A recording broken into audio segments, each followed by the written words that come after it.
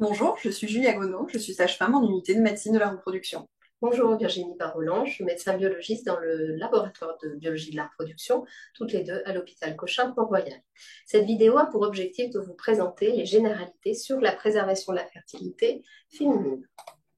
Alors, la préservation de la fertilité féminine au sein de notre sang. Tout d'abord, la définition. La préservation de la fertilité consiste à conserver des ovocytes et ou du tissu ovarien. Il n'existe pas de garantie de grossesse avec les techniques de préservation actuelles. En cas d'absence de grossesse spontanée ou à l'aide des ovocytes vitrifiés, des alternatives comme le don d'ovocytes ou l'adoption existent. Cette préservation de la fertilité est disponible sur l'ensemble du territoire français. Ici, une carte pour vous présenter les différents centres pouvant vous permettre de la réaliser. Le cadre légal. L'accès à la préservation de la fertilité est inscrit dans la loi. Toute personne dont la prise en charge médicale est susceptible d'altérer la fertilité ou dont la fertilité risque d'être prématurément altérée peut bénéficier du recueil, du prélèvement, de la conservation de ses gamètes ou de tissus germinaux en vue de la réalisation ultérieure d'une assistance médicale à la procréation. Depuis la dernière révision de la loi de bioéthique en 2021, l'accès de la préservation de la fertilité a été étendu hors motif médical. Dans ce cadre, elle est autorisée pour les patientes entre 29 ans et l'anniversaire des 37 ans. Le coût. Les actes liés au prélèvement d'ovocytes ou de tissus ovariens sont pris à charge à 100% par la sécurité sociale. Cependant, les frais annuels de conservation sont à la charge des patientes en cas de préservation de la fertilité pour motif non médical. Afin de vous expliquer les différentes techniques de préservation de la fertilité, prenons un temps maintenant pour vous présenter le fonctionnement de l'ovaire. Vous avez ici un schéma qui vous présente l'appareil génital de la femme, l'utérus, la trompe et ici un ovaire. L'ovaire a une double fonction, celle d'abord de sécréter des hormones, les hormones ovariennes, c'est la fonction endocrine, et la fonction de reproduction qui est celle de produire tous les mois un ovocyte mature. Ces deux fonctions sont assurées par la même structure qu'on appelle le follicule. Dans l'ovaire, les follicules vont contenir des ovocytes immatures, ils constituent la réserve. Puis à partir de la puberté, tous les mois, certains follicules de réserve vont rentrer en croissance pour produire un ovocyte mature. Un seul follicule parmi ceux qui seront rentrés en croissance va arriver à maturité fénale et libérer au moment de l'ovulation un ovocyte mature. Cet ovocyte dans la trompe pourra être fécondé par des spermatozoïdes, donner un embryon qui pourra s'implanter. La particularité de ces follicules, c'est que la petite fille va naître avec son stock définitif de follicules de réserve. Ces follicules ne se multiplient plus.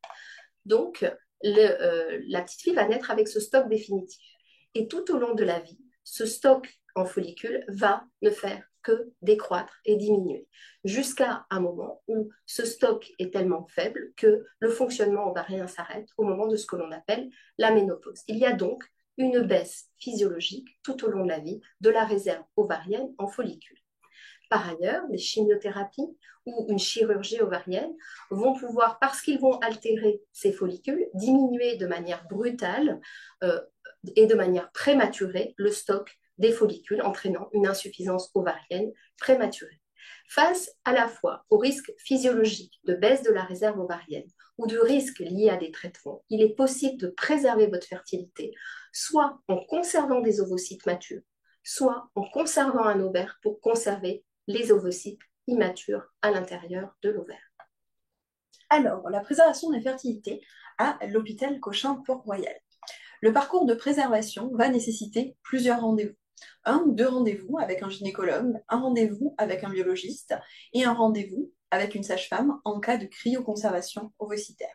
Les rendez-vous avec le gynécologue vont permettre de faire le point sur votre dossier, de vous prescrire les examens nécessaires en vue de la préservation de la fertilité et de vous expliquer ses modalités ainsi que ses complications possibles.